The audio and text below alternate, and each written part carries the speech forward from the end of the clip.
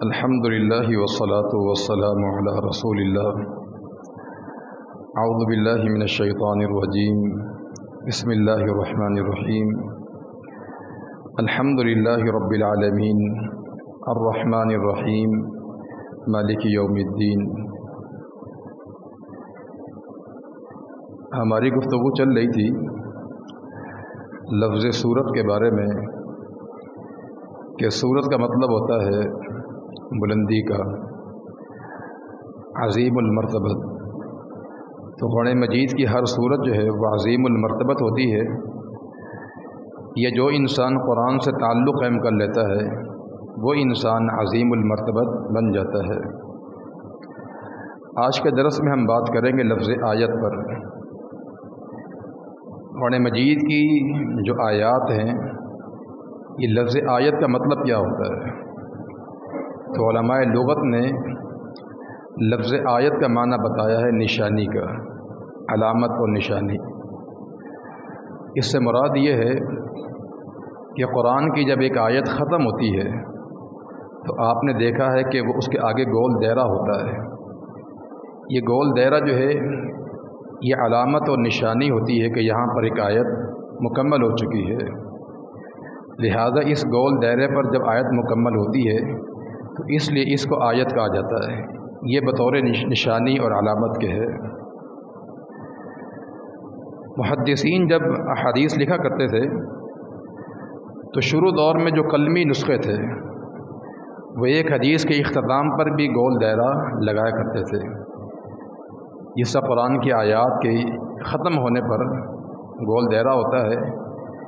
اسی طرح محدثین بھی جب ایک حدیث لکھ لیتے تو بیچ میں گول دائرہ ڈالا کرتے تھے، پھر دوسری حدیث لکھتے پھر گول دائرہ ڈالتے تھے۔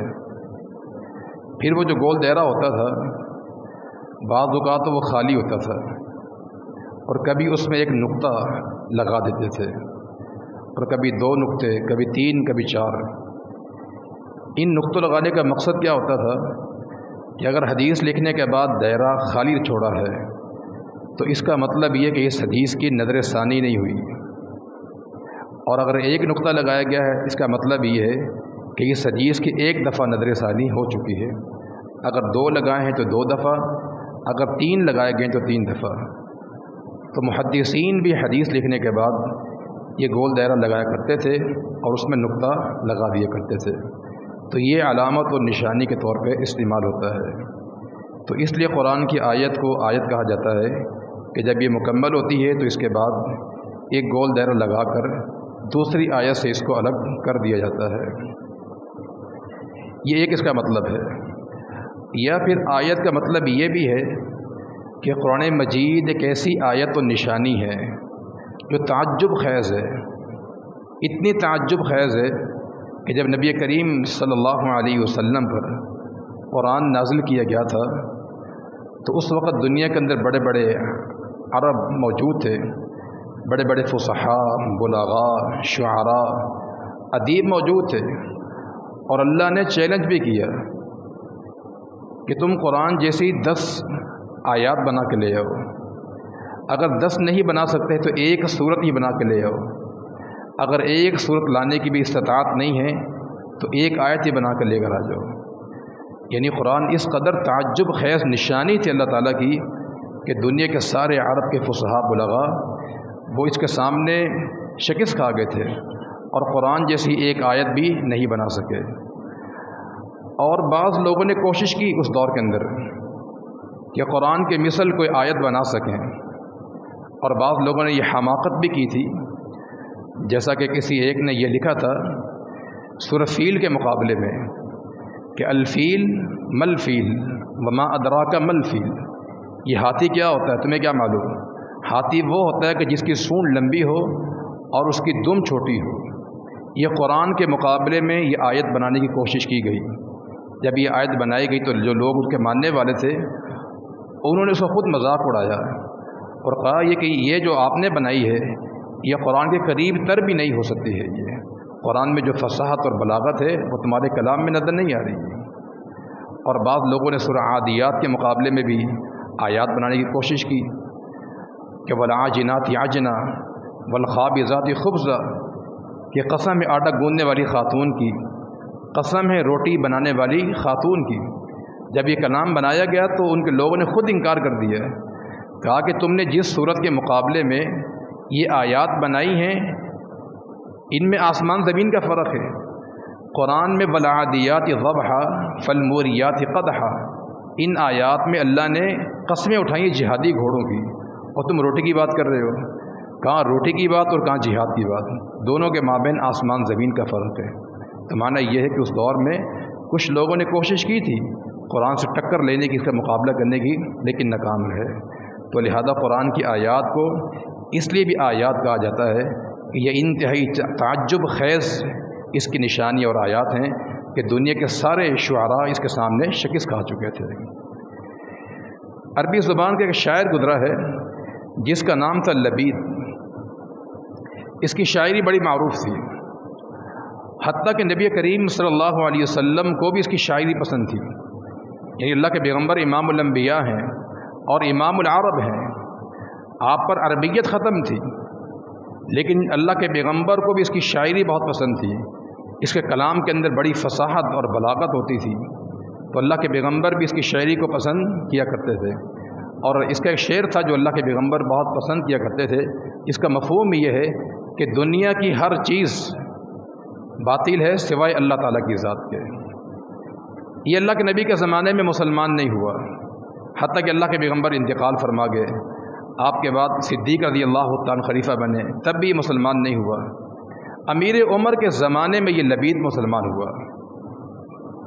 جب یہ مسلمان ہوا تو کوفہ میں اس کی رہائش تھی، تو عمر رضی اللہ تعالی عنہ نے خط لکھا اور اسے پیغام دیا کہ مجھے کچھ اشعار لکھ کر بھیجو جس میں بھرپور فصاحت اور بلاغت ہونی چاہیے۔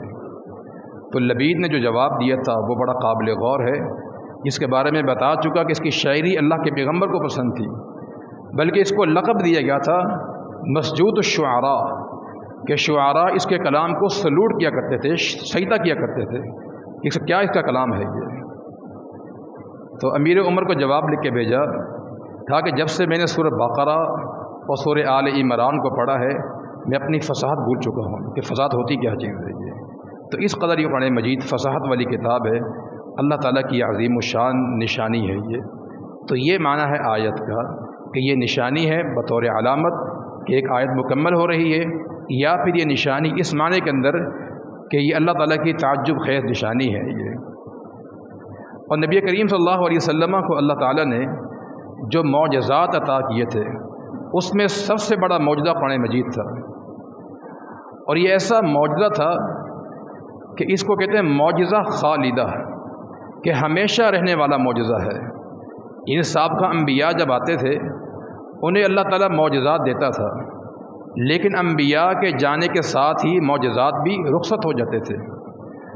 موسیٰ علیہ السلام کو اللہ نے جو معجزات دیے تھے وہ ان کی لاٹھی تھی، یا وہ اپنا ہاتھ بغل میں داخل کرتے وہ سفید نکلتا تھا، لیکن جیسے حضرت موسیٰ چلے گئے دنیا سے ان کا معجزہ بھی ختم ہو گیا۔ عیسیٰ علیہ السلام مردوں کو زندہ کیا کرتے تھے، بیماروں کو شفا دیا کرتے تھے اللہ تعالیٰ کے حکم سے، لیکن جیسے ہی آپ کو آسمان پر اٹھایا گیا ان کے جانے کے ساتھ ہی معجزات ختم ہو چکے ہیں۔ لیکن نبی کریم صلی اللہ علیہ وسلم کو جو اللہ نے معجزہ دیا ہے، آپ کے جانے کے بعد آج تک اور قیامت تک یہ قرآن باقی رہے گا، یہ اللہ نے اس کی حفاظت کی ذمہ داری لی ہوئی ہے یہ۔ اور اسی لیے امت محمدیہ کے جو افراد ہوں گے سابقہ امتوں کے مقابلے میں زیادہ اسلام میں داخل ہوں گے۔ اس کی وجہ یہی ہے کہ ان کی کتاب محفوظ ہے، ان کا دین محفوظ ہے، تو لہذا زیادہ لوگوں کو اسلام میں آنے کا موقع ملے گا، اس لیے اللہ کے پیغمبر کی امت جو ہے دیگر امتوں کے مقابلے میں تعداد میں زیادہ ہوگی۔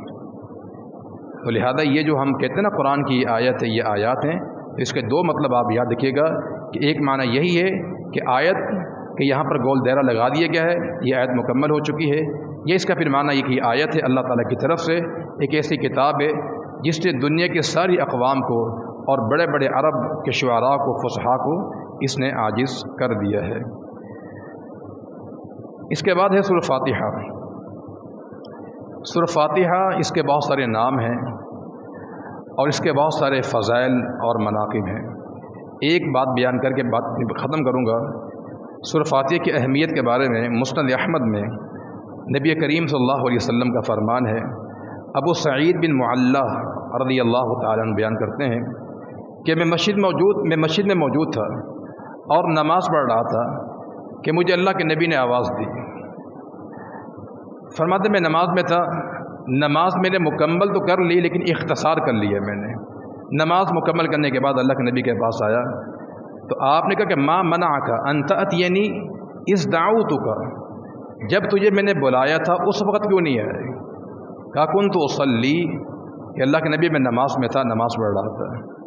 فرمایا کہ الم تسمع، کیا تو نے قرآن نہیں سنا؟ اللہ کیا فرماتا ہے کہ یا ایھا الذین آمنوا استجیبوا للہ وللرسول اذا دعاکم، تمہیں جب بھی اللہ اس کا رسول بلائے تم ان کی بات پر لبیک کہو، جس حالت میں تم کیوں نہ ہو، خواہ تم نماز ہی کیوں نہ پڑھ رہے ہو۔ اس سے بات معلوم ہوتی ہے کہ اللہ کے پیغمبر صلی اللہ علیہ وسلم کی پکار یا آپ کی بات عام بات کی طرح نہیں ہے۔ جیسے اللہ کے پیغمبر کی ذات جیسی کوئی ذات دنیا میں نہیں ہے، اس طرح اللہ کے پیغمبر کی بات جیسے بھی کسی کی بات نہیں ہو سکتی ہے۔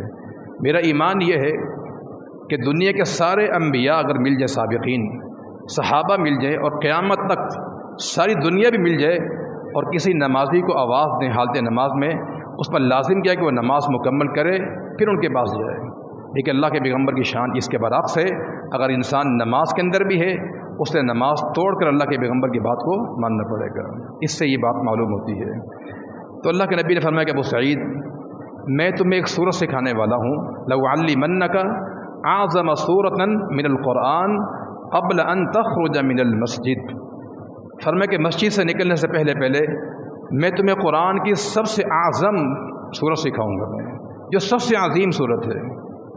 پھر آپ نے صحابی کا ہاتھ پکڑا اور باتیں کرتے کرتے مسجد سے باہر نکل رہے تھے۔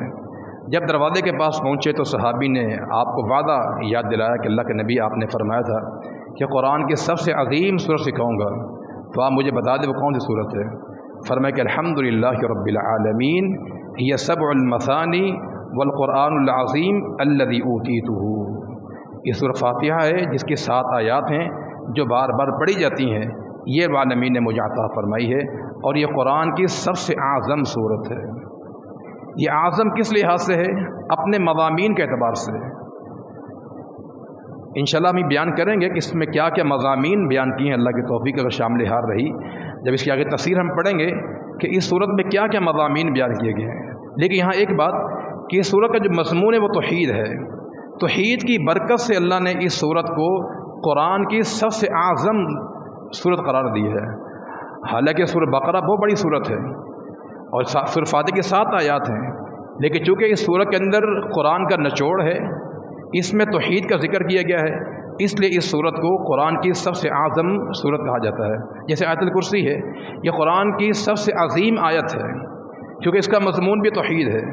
سورہ اخلاص کے بارے میں اللہ کے نبی کا فرمان ہے کہ جو انسان ایک بار سورہ اخلاص پڑھ لیتا ہے تو اس نے گویا کہ 10 سپاروں کی تلاوت کر لی ہے۔ یہ وجہ کیا ہے کہ سورہ اخلاص کے مضمون بھی توحید ہے۔ آیت الکرسی کے اندر بھی توحید کا ذکر کیا گیا، اسماء و صفات کے بارے میں، جیسے کہ آپ درس سنتے ہیں عصر کے بعد شیخ صاحب کا جو ہے، اس سورہ کے اندر اسماء و صفات کا ذکر کیا گیا ہے، اور سورہ فاتحہ کے اندر بھی اللہ تعالیٰ کی توحید کا ذکر کیا گیا ہے۔ تو توحید کی برکت سے اس سورت کو قرآن کی سب سے اعظم سورت قرار دیا گیا ہے۔ اس کے اور بھی فضائل انشاءاللہ ہم بعد میں بیان کریں گے۔ اللہ تعالیٰ ہمیں عمل کی توفیق عطا فرما دے۔ وصلی اللہ وسلم علی نبینا محمد وعلی آلہ واصحابہ اجمعین برحمتک یا ارحم الراحمین۔